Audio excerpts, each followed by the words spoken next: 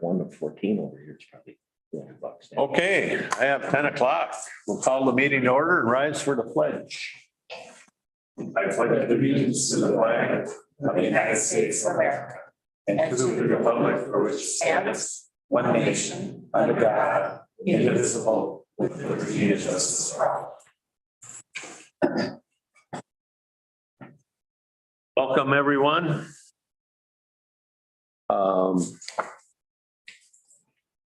We are live streaming, and so we have a few people that have dialed in.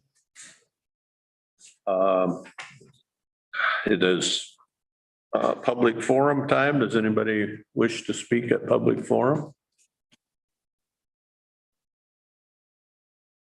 I don't see anybody or hear anybody.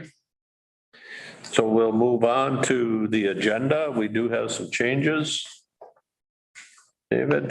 Mr. Chair, if we could remove the regular agenda item number 6, the household hazardous waste facility bid. They came in a little higher than the budget. We have some ideas that we want to work through and then present that to the June 1st facility committee meeting and then bring it back to a future board meeting. And then if we could add to the agenda, regular agenda item 6.1, comments to the Public Utility Commission. And there should be a handout that goes along with that one. And then a couple of changes on our new hire. We can remove the contingent upon a background check because it was successful.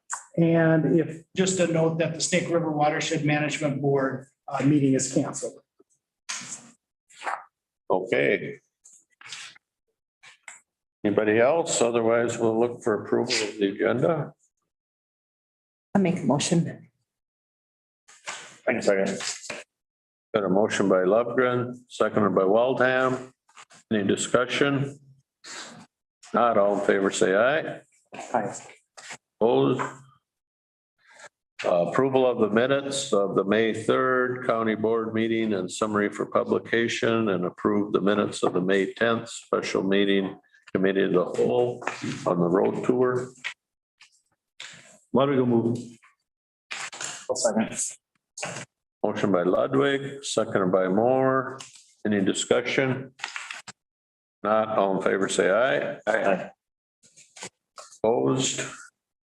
Minutes of and reports, correspondence. Pine County Zoning Board minutes of March 24th. Pine County Extension Committee, February 17th. Chemical Health Coalition minutes of May 9th. And Initiative Foundation correspondence from May 6th. So moved. I'll second. Motion by Lovegren, seconded by Moore. Any discussion? If not, all in favor, say aye. Aye. Opposed? Move on to the consent items. Had them in front of you for several days. I'll move. Ludwig. A second. Motion by Ludwig, second by Lovegren to approve the consent agenda. Any discussion? If not, all in favor, say aye. Aye. Opposed? All right. Move on to the regular agenda. First up is Health and Human Services Advisory Committee report. There's no action to be taken, but Matt, you want to take that? I'll start it. Yeah, you go right ahead. Sure. So we had our meeting and Sam, the director of public health, she updated us on the Blue Zones initiative, which we did have that kickoff on May 12th down at the casino, which was pretty well attended, 130. Yeah, it's good. Yeah. Yep. And a nice presentation on that. And hopefully that gets going. Now we get to this one that fascinated me was, if you look in the notes there, she updated us on the wellness program that they started in the summer of 2021 in their in-house with on voluntary. People could do that. And the program like focuses on purpose-driven work, and they did a survey at the beginning or before they started it. Then I think they ran it 3 months or something like that, 6 months or something. It did the survey and it was just a random questions and about depression that can happen in work and this and that and stress and all that. And the change from the first month was like just dramatic to the positive because they could work really at their, and all the work was getting done. So it was it was really interesting to me. And I don't know if I missed anything there, but it's an ongoing thing and they're going to offer to other employees in different departments. They're going to work on that and do the same thing. That's something that can be offered to all county employees. I don't know how it would work because I probably could be, but it'll be different for each department, I think. I think it's going to have a presentation to the personnel committee Yeah. to follow up on your question, Terry, because I think it's some really positive things that they've been doing that I think would transpose to some other departments, not all, but some. And so I think it's Yeah, it'll be so different because the work is so different, Right. Right. Mr. Chair, if I could just add a comment on the question, I think the answer is yes, it could be rolled out to any department. It would look different in each department because of the business needs of the department, but the concept is there's a focus on purpose-driven work, connectedness, a supportive work environment, and well-being. And so how that would manifest itself in different departments would have to be worked through by that department.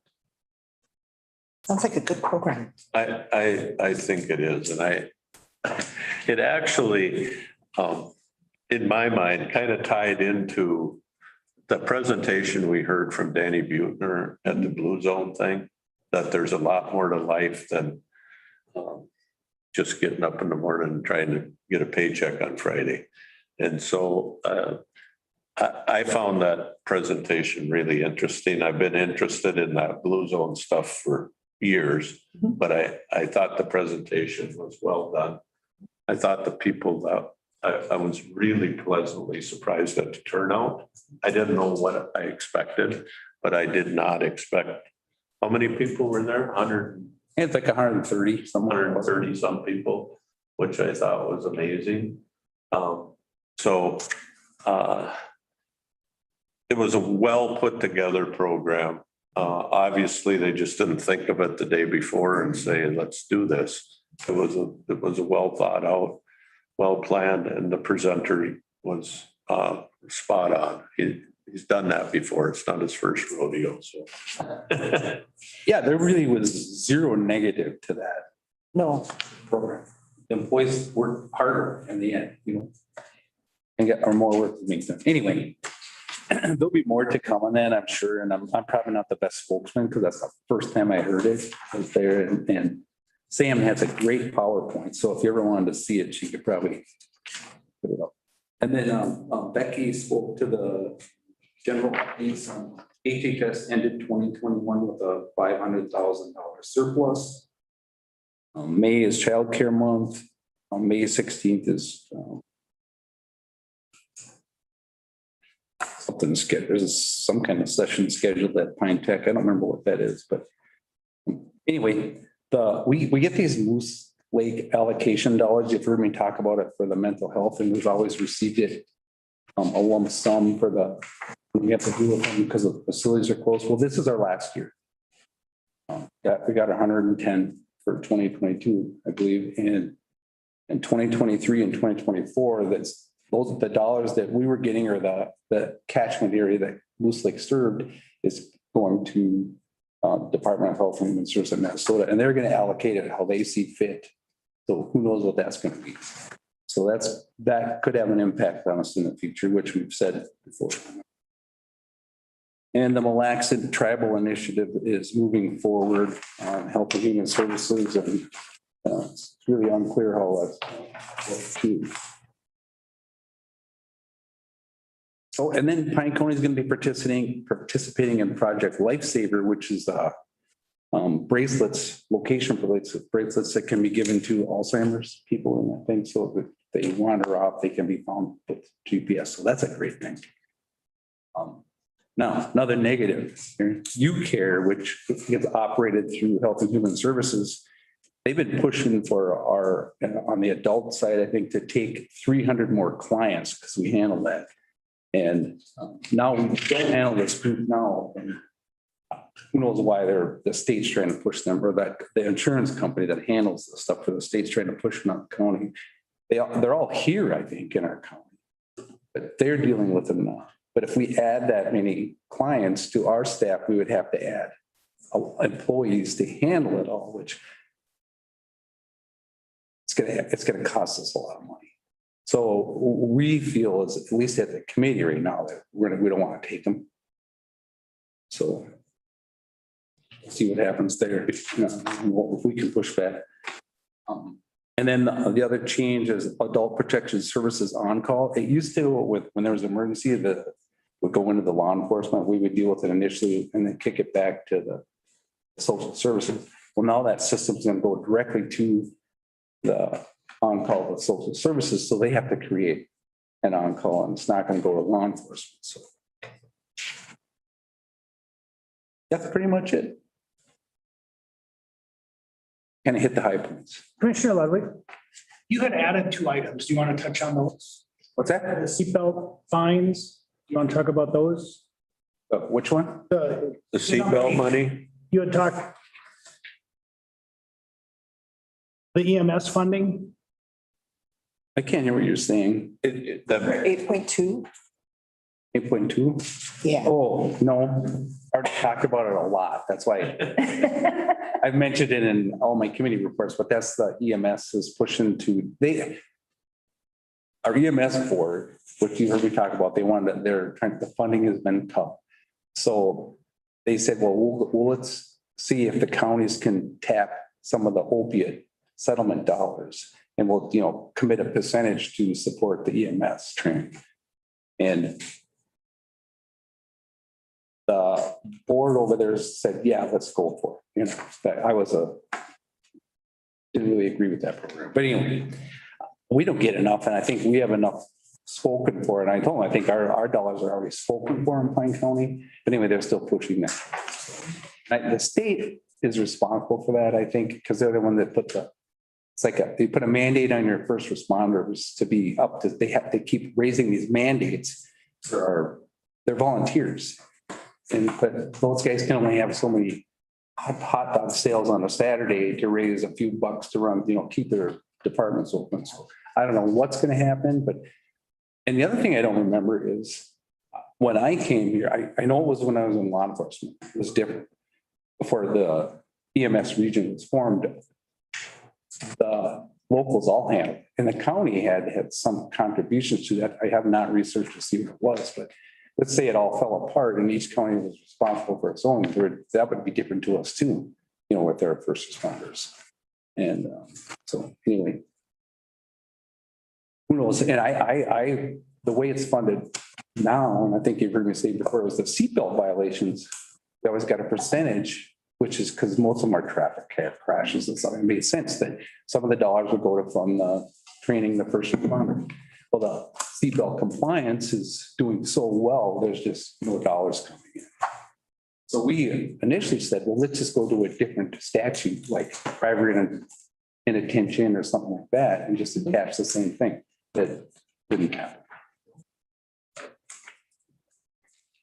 All I have, Mr. Chair. Thank you. You did an awesome job. Personnel Committee report. All right, Josh. should we do these what do you think the best way? There's a lot here, so maybe I'll just start with A. Yep. And then we'll do A1 and 2 and then go. So Health and Human Services, acknowledge resignation of eligibility worker Danielle Snedker, effective April 19, 2022. Approve the backfill of the position, any subsequent vacancies that may occur due to internal promotion or lateral transfer.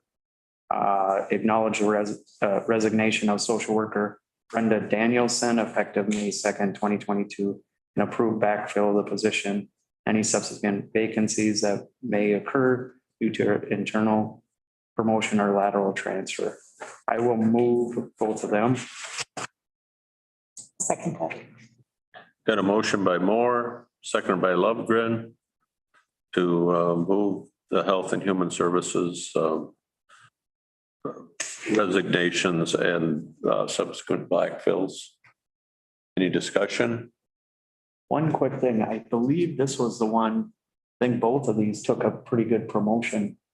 That we had talked about, that it's nice to see Pine County people make a pretty good jump. So it's not like we're losing them for, they're getting a pretty decent promotion. Yeah, we did a great job getting them ready for a better position in life, which isn't all bad sometimes.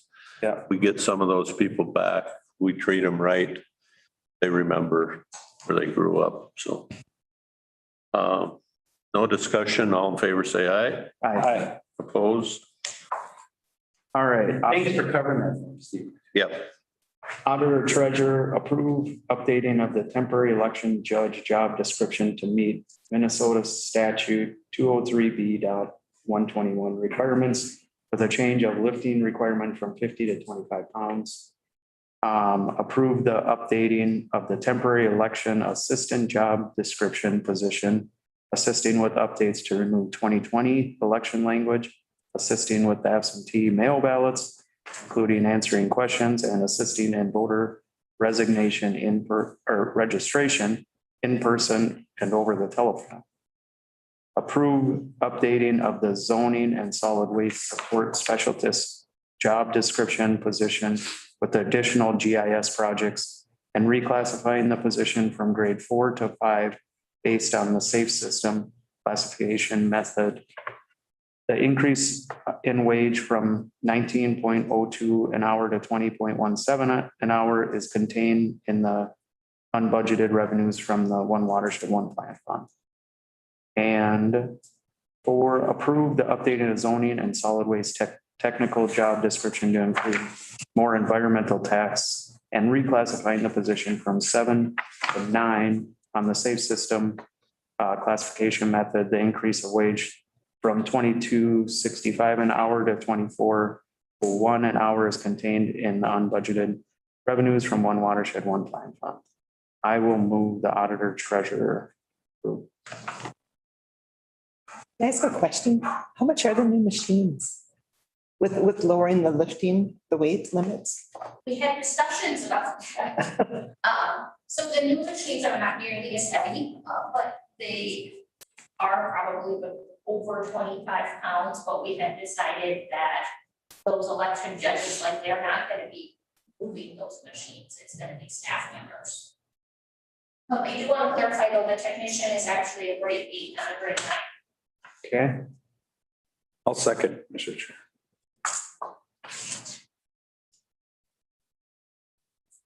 Matt, you seconded. Any more questions? Any discussion? Otherwise, we've got a motion by Ludwig or by Moore, seconded by Ludwig. No more discussion. All in favor, say aye. aye. Opposed? And then on to the sheriff's dispatch. All right, Sheriff's Office dispatch, ratify the termination of part-time probationary dispatcher Kevin Strebe, effective April 26, 2022, and approve the backfill of the position and any subsequent vacancies that may occur due to internal promotion and lateral transfer. I will move that. I'll second it. Motion by Moore, seconded by Lovegren. Any discussion? All in favor, say aye. Aye. Opposed? And Public Works. Approve the backfill of open highway engineer technician 2 position and promote sign maintenance worker Greg Rubinek to the highway engineer technician 2 position, effective June 6, 2022, grade 9, step 4, 27.54 an hour. Approve the backfill of the position and any subsequent vacancies that may occur to internal promotion or lateral transfer. I will move that. I'll second it. Got a motion by Moore, seconded by Lovegren. Any discussion? If not, all in favor, say aye. Aye. Opposed? All right, That is it. about it. New hire, authorize the hiring of Amber Dents, eligibility worker. And she passed the background check, so Moved. I'll second that. Lovegren, you make the motion? Yep. Okay. Motion by Lovegren, seconded by Moore. Any discussion? Yeah, Mr. Chair, this was a position we had left vacant for a while, right? No, No. Mr. That's the new one? This, Mr. Chair, Commissioner Ludwig. So this is just showing up on the regular agenda versus the consent agenda because it was on the Personnel Committee report in A up above. So it couldn't go on the consent agenda until you went through and approved those backfill of the eligibility worker. Okay, It just mechanically timed out this a little different than usual. okay. I think it's an example of not, when we've dropped out of the merit system, we can speed this process up by several months. Got it. Leaves those seats not having to be covered by workers that are still, which is just a better flow of work. Thank you. Yep. Any other discussion? If not, all in favor, say aye. Aye. Opposed? Now, get to the interesting one. Midwest Medical Examiner Annual Report. Dr. Quinn Strobel. Hi. Hi, Arnie. welcome. Thank you. It's good to see everybody. Yeah. Let's open our masks. It's funny how fast that year goes by. Yes. Very much. And in that year, we did get a new case management system. So your reports look a little different. I don't have a lot of the fine details that I like to have. I'm hoping to have them next year.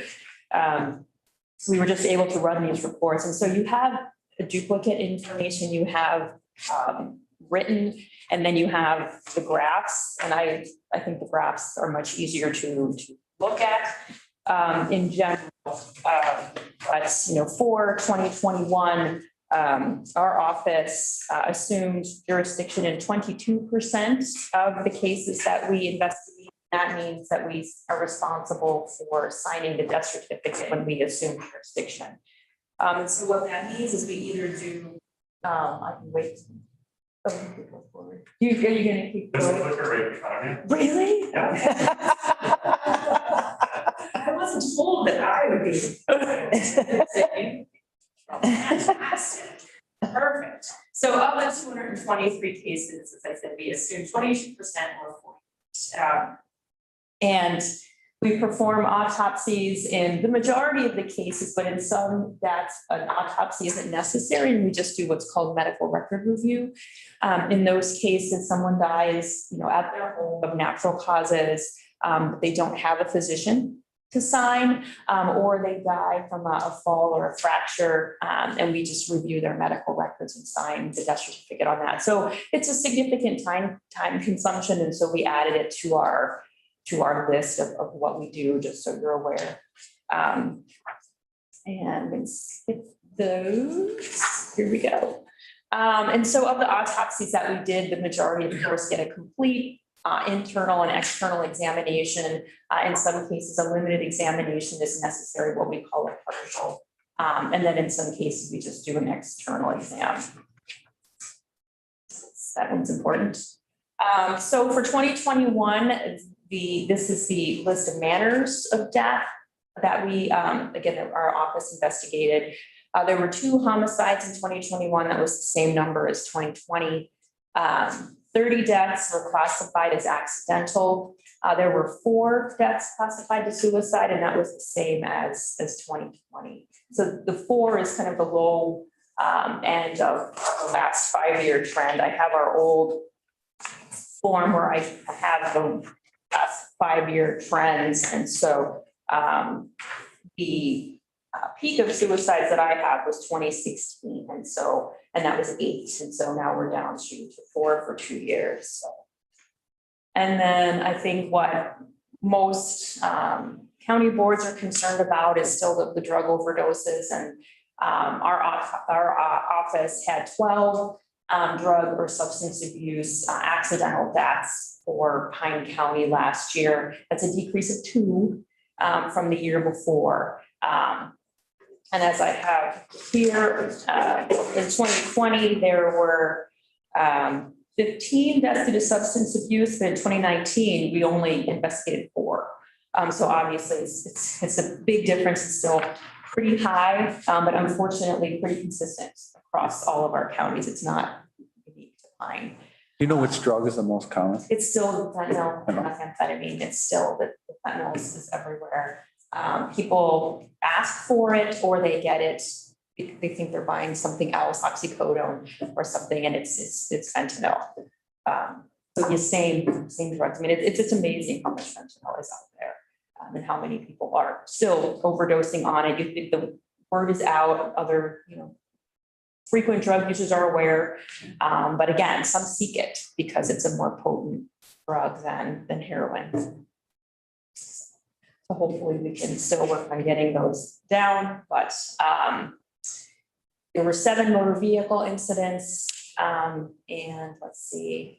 And yeah, it's kind of a quick run through again. And next year, I'm really hoping to have a little bit more details, and then we'll have it on the slides, but kind of just usually hitting the normal points.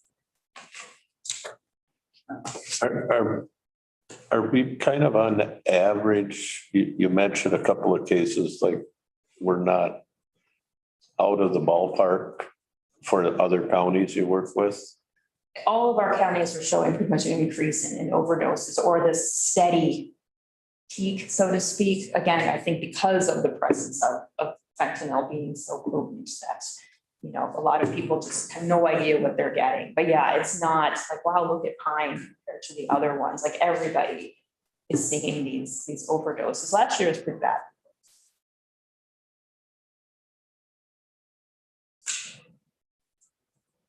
You got any questions?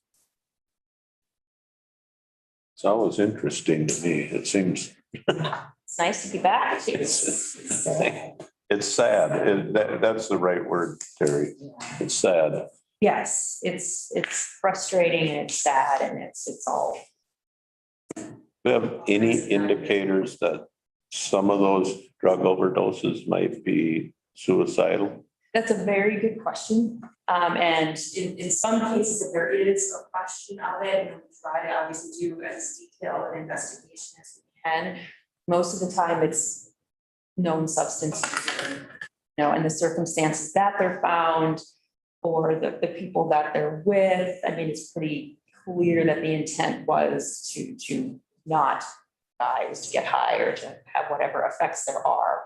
And it is an unforeseen incident. There are very rare cases where there's some thought that, they took too much because they intended to die. And, we really only call things suicide if the preponderance of the evidence indicates that they wanted to take their life. But when you buy something off the street, you have no idea what you're getting. You don't know how much of the drug is in there. So even if you kind of say, well, I'm going to take a lot, to end my life on purpose, you don't ever really know what you're getting.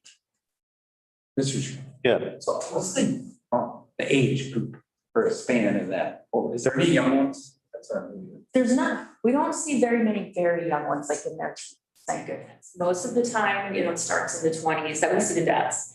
It's the 20s, but I mean, we have people in their 60s. The oldest person we had using methamphetamine was in her 80s. Oh. Yeah, that was. So it really is a span though of ages for sure. But yeah, we don't really, thank goodness, see teens. Thank you. That's good. Thank you very much. Good to see you. Yeah. Too many. On to emergency medical services.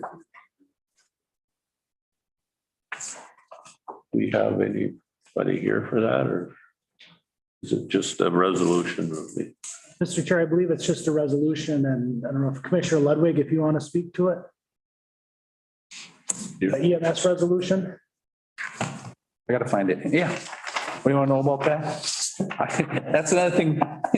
It is what it is. We do that every year. Yep. Yeah, the EMS week is coming up, May 15th through the 21st. I'm sorry, I don't mean, that's my deal. Yeah, we, at our last meeting, we said we'll try to get all the counties to do a proclamation. So Are you making a motion for that? I am. I'm gonna Okay. Do that. Thanks, second. Our county really depends on the first responders because we're so big and so rural, so it's kind of important. Motion by Ludwig, second by Waltham for resolution 2022-27. Designating the week of May 15th to the 21st as Emergency Medical Services Week. So any discussion? If not, all in favor, say aye. I, Opposed? Brings us down to 6-1, public comment. Mr. Chair? Yeah, If I can maybe kick this off, and I know some commissioners and Leslie may have some additional comments, but the Minnesota Telecom Alliance and Minnesota Rural Electric Association have submitted a petition to the Minnesota Public Utility Commission that would initiate a proceeding to revoke the expanded eligible carrier designation for LTD broadband. And we're interested in that because LTD broadband has won the award, the RDOF award, for significant portions of Pine County, but there's a concern that they do not have the capacity to actually construct the required network. And so this is a comment period, and we are proposing that we would submit comments that their award would be revoked. That makes sense. Terry, do you want to comment or do you want me to? I can. I'm excited about this because we've got so many people that have boots on the ground here. And if that funding, if they can't get the funding to do what they have because this is still hanging out in the air somewhere, then we're put on pause. You know, we can't do what we want to do. So we were talking about it yesterday, and Leslie got this great letter to go out to support them not supporting LTD, which is what we've been trying to push for the last how many months? Because I don't know, it seems like a couple of years because we just see no indicators that says LTD is capable of performing any kind of broadband service to people's houses like they said they were going to do. And they're tying up any other federal awards and I think some state awards also because they have these RDOF dollars awarded to them. And I don't believe they've got any money for the Pine County to do anything yet, but they have this umbrella hanging over Pine County that says we have the exclusive rights to build into these large areas of Pine County. Was that given out on a bid at some point and they? It was. They bought that at a reverse auction. And so they bought that right basically to tie up any other carrier is not going to come in here because they can't get any grant funds to do. And without grant funds, there's no ROI on building fiber or anything out Rutabaga Road or out the Sandstone Road or I mean, it's just not a viable option for anybody, or somebody would have done it long ago. So our refusal is going to impact what then? Just in Pine County or? That's what we're saying. Take them out of the picture because we have other carriers like East Central Energy that if they could get some federal awards, that they could do something. They're ready to do something. No, the other thing with LTD is that Pine County is a small pot of what they put out bids for. They put out bids nationwide. And it's a small company with, what is it, 1,000 employees or something? No, they had 150 when. Was it? So when we met with them, we asked how they were going to do this. We have heard about this before, yeah. So this is just one more step to stop their process of getting their grant money and moving ahead. Mr. Chair, these comments that we're proposing mirror what the county board has already submitted to Senator Klobuchar's office to raise awareness on this issue. So the county position, so to speak, is not new, but this is just a new avenue to submit them in this public hearing process with the PUC. So on that, during the TNT meeting with NACO, Amy Klobuchar is passing a bill to stop this also. So she's working on getting this stopped, so. So we do need a motion for it. Are you making a motion? I will make a motion, yeah. Got a motion by Lovegren, seconded by Ludwig to send this letter Leslie has prepared. Any discussion? Thank you, Leslie. Yeah, thank you very much, Leslie. No discussion. All in favor, say aye. Opposed? Let's see. 6-2. What was 6-2 then? There was no I 6-2. think we're on Okay, to 7. okay. So commissioner updates, audit entrance meeting. I was there. It was pretty typical. They got some new employees, so there's going to be some new people working on the audit, but you know, I think our, Michelle and Kelly's crew and everybody are the people that they really need to sit down and talk to. And then they've, of course, they will look at what we got gigged on last year, and we hope they look at that because we fixed any little issue. I think the issue last year was the way we counted inventory. Like that pile of sand is got 5,000 yards in it, and how do you measure it? I mean, that's basically what it was. So we have taken care of that. So anyway, the audit will go on.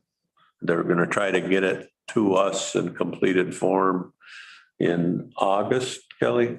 So anyway, we'd like it by the 4th of July, but that's unrealistic. So anyway, facilities meeting canceled. Central Minnesota Council on Aging. We met last week. Nothing earth shattering there. We met in a joint meeting with our advisory committee. I had another meeting, so I had to join electronically, which about half of the people did. Everybody had a perfect connection except me. So I knew that in the first 3 minutes, so I called timeout and had the vice chair run the meeting. I went into the library in Pine City and had a wonderful connection. So anyway, it worked out fine. Pine City School District Tech, that got canceled. Soil and Water District, JJ, did they meet? Yeah, here's just a couple things. Business as usual, something I just wanted to mention on August 10th. We're gonna have a SWCD supervisor field trip for the SWCD supervisors. They're gonna visit past and present projects. So I don't know, maybe there's a chance, there's enough notice if any of us maybe would even want to hop in with them or have a chance to go see what's going on and look at their projects. And then they are gearing up again for the tree sale. I know that's always been a success over there, so just wanted to mention it again. I picked my trees up. Yeah, good. Yeah, they over 20,000. They sold, yeah. Yeah, they just had a little bit of, what was it, black? Yes, I don't think it was black. Maybe it was black cherry left over, yeah. Yeah, with everything else. Oh, yeah. Well, that's good that their trees came because I'm waiting for some to come from the DNR nursery. They sent notice they did finally start lifting them, but the frost was still on the ground at the state nursery 10 days ago. So If you want to practice planting, come on over to my house. we practiced a little bit a couple of weeks ago with some we got from a private nursery, but GPS 4593. So I sat in on that and I got done and I was so extremely excited. When we had our school meeting the last time, one of the things that we talked about was working with the technical colleges and just, there's so many kids that learn with hands-on. They don't learn, with the other ways. So this GPS 13, they were talking about, I should probably get on the right page so I can have all the right notes. LIFT, it's the LIFT program. And they're doing it down in southern Minnesota and they work with the technical colleges. They work with an aviation place where the kids can go learn flying and they can learn mechanics. What age group they talk? Is it 11th and 12th graders? Was that kind of it, or was it younger than that? Do you remember? I don't know if they ever really said that. Not after graduation. No, it's during high school. So when I went to high school and where I went to high school, we could go to the vocational school and learn trades. Yeah. And they took that away. Yeah, I could do that too. So now it's trying to bring it back and figure, because there's so many kids that just can't learn with the books. They can learn with their hands. But so this is what this program is, but it doesn't just work with the school. It works with manufacturers. It works with the airports. It works with law enforcement, a lot of the kids. So they were talking about the kids, what they really want to do. And it was,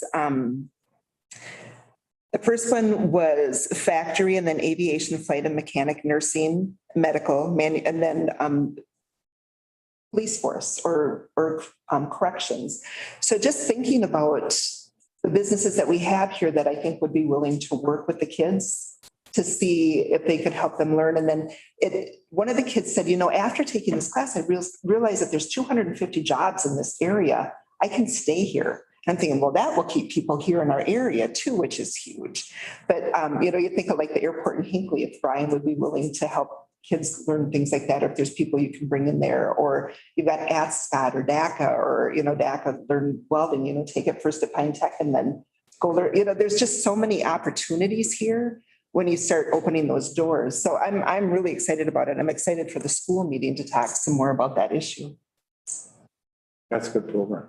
And Leslie, I got an email saying that she was working on getting them to come and do the presentation also, which would be good. Yeah, I reached out to Rebecca and Stella to see how they wanted to do that. I don't know if that gentleman will be able to come do the same presentation, but if not, Rebecca can probably do that. Rebecca Brody is with CMJTS, or Central Minnesota Jobs and Training Development. And those two are the people in the region that tend to bring these technical things to schools and help integrate it. And to be honest, they're also the ones that set up the manufacturing week and all of that kind of stuff to really encourage kids to look outside the box for careers. So It was really, Yeah, anytime you can expose those kids to something, yes. That, hey, I like this, the school can't expose everything. No.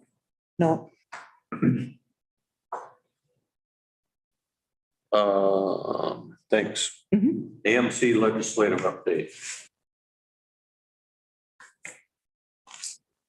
You have anything, David?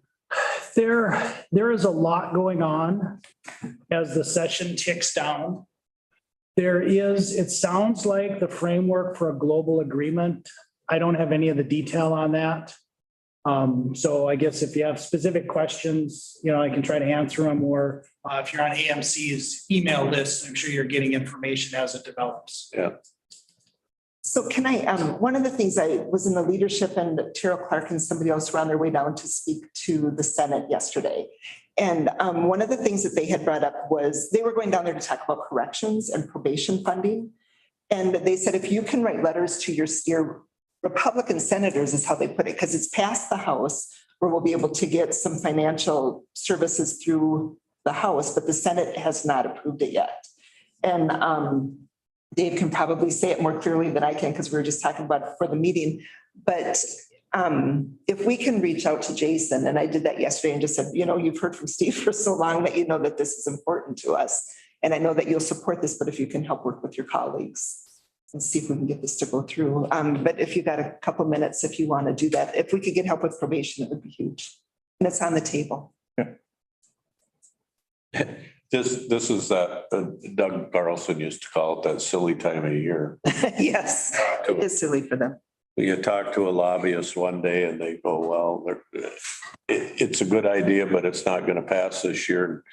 the next day you're watching almanac and it passed that day, you know. Anyway, I guess the lesson to us is to keep our ideas in front of our legislators, because those things that might sound a little bit trivial to us become some kind of a bargaining chip in these global agreements that they get with these omnibus bills. And that's obviously the way they're doing business. So we have to be there. We have to be at the table. East Central Solid Waste, we met last week. One issue we're having that I don't know what the best answer is, but I think has to do with transportation costs. As people are demoing things, instead of taking the demo to the Rush City site or over to the Mora demo pit, they have found it's cheaper for them to pack those roll-off boxes tight as they can, pay the garbage rate and take it to the transfer station. Well, demo is hard to handle at the transfer station. And we're filling our landfill full of stuff that doesn't really need to be in the landfill. But I understand if you're the contractor, you're trying to make money. And so I don't know what the best solution is, but we're going to have to figure that out, I think. Is that allowed in your landfill demo? Like house? Yeah. It is, huh? Yeah, if you're tearing a house down because it's a lined landfill. So, you know, if you can stick it all in one roll-off box and you're only 7 miles from the transfer station, you take it there instead of driving 37 miles one direction with your truck at $5.50 a gallon diesel fuel. So I understand. I'm not saying they're doing anything wrong. It's just that we've got to be able to probably change our rates or something. I don't know. Didn't you guys do that once? Or wasn't this addressed a couple of years ago? Yeah, we thought we had it figured out, but times change, Josh, and that's the problem. And contractors are smart. They're in business to make money. I don't begrudge them that. Regional library. We had the audit, we went through the audit and everything was good. There was there were about 30 people at this meeting, which, there's never anybody at the meeting. And it was all about a book called It's Perfectly Normal. And it's a book for junior high students. And it's very sexual and has a lot of pictures and that type of stuff. And so they did an ad hoc committee that's going to be meeting that will read the book and determine where it should be in the library, if it should be where the kids can see it, or if it should be moved to a different area, where older people see it or older kids or whatever. But it started for kids like in 10 years old. And the pictures that they put up were pretty explicit. And it's like, I've got an 11-year-old grandson that I don't want to see that book. So anyways, that was the big part of the meeting, was the discussion and the public forum for that. Well, good luck. Thanks. Chemical Health Coalition. I missed it. I was in Rochester. All right. We have the minutes here, though.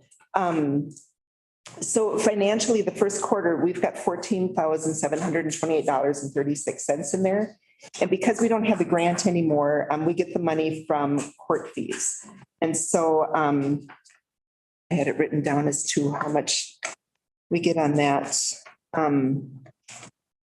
I can find the right notes.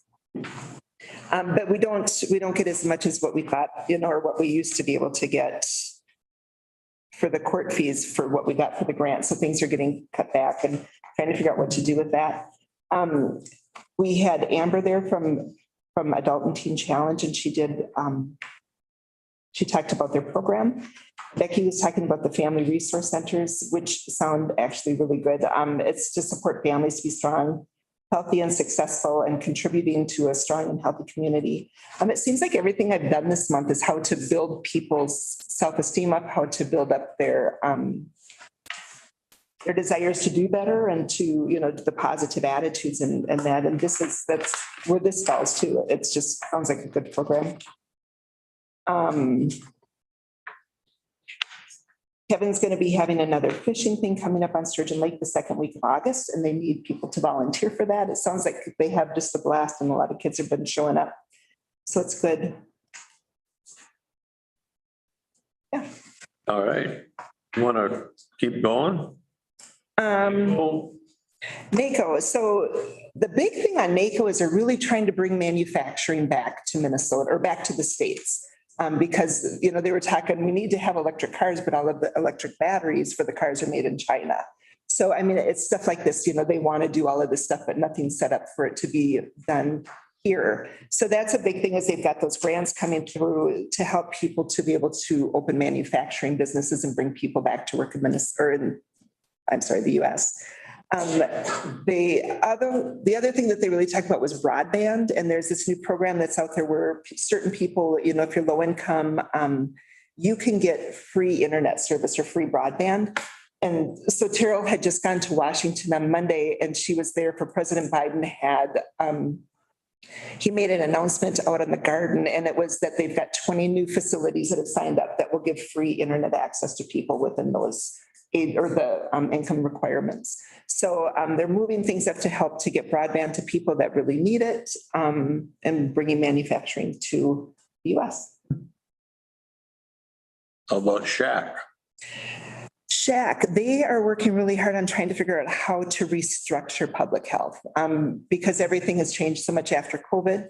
So that's one of the things that they're going to be doing. And there'll be reports coming out at the district meetings, which ours is on June 2nd, I believe. And then they have that innovative grant that I talked about before.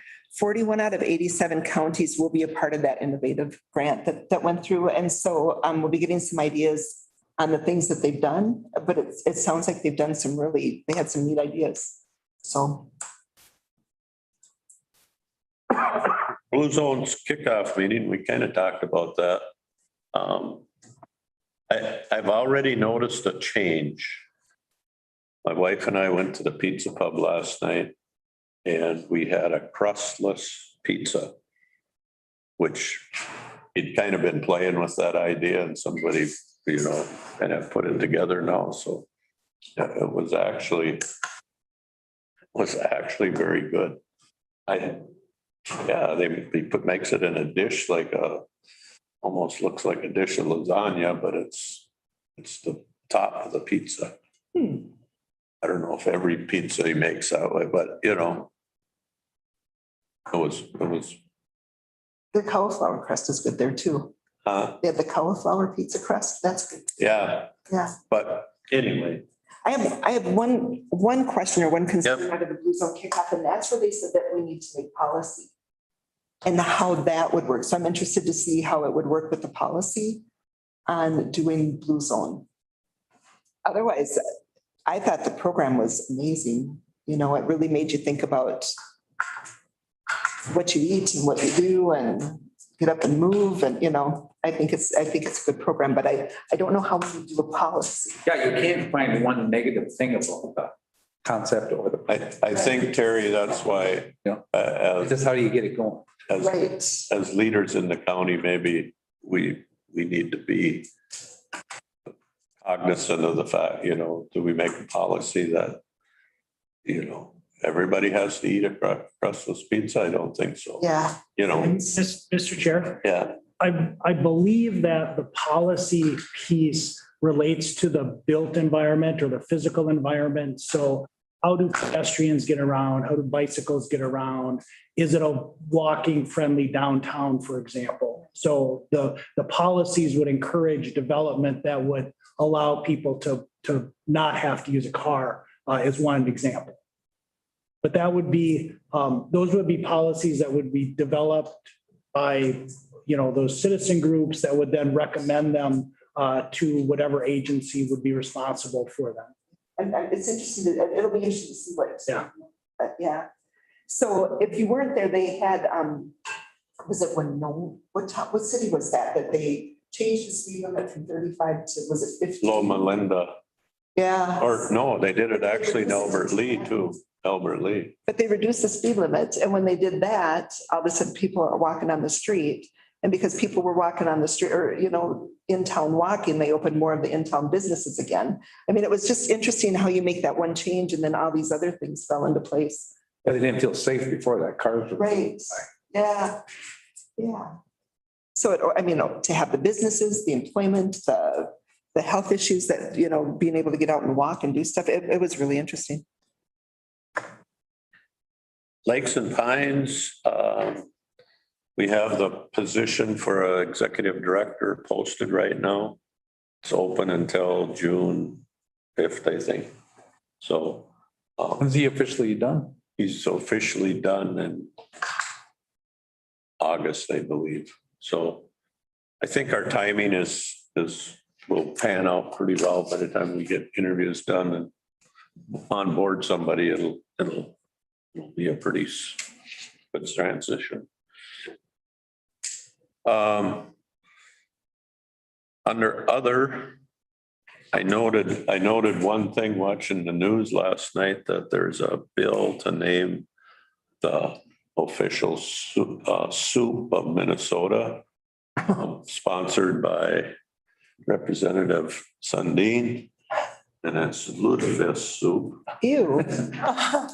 I'm not sure where he's going to get support for that, because I believe wild rice soup failed, which I like. That's what you think it would be wild rice. Oh, what?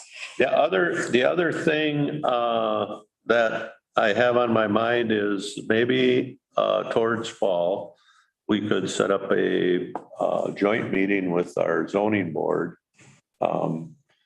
Just so I don't believe I can remember that we ever met with them.